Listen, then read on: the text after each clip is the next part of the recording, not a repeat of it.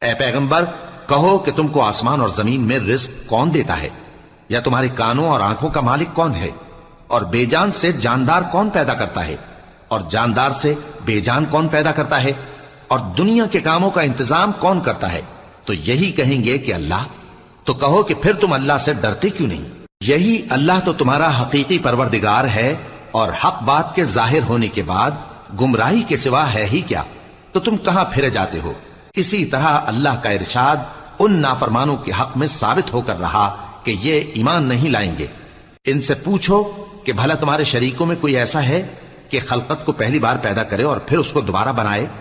کہہ دو کہ اللہ ہی پہلی بار پیدا کرتا ہے، پھر وہی اس کو دوبارہ پیدا کرے گا، تو تم کہاں الٹے جا رہے ہو؟ پوچھو کہ بھلا تمہارے شریکوں میں کون ایسا ہے کہ حق کا رستہ دکھائے؟ کہہ دو کہ اللہ ہی حق کا رستہ دکھاتا ہے۔ بھلا جو حق کا رستہ دکھائے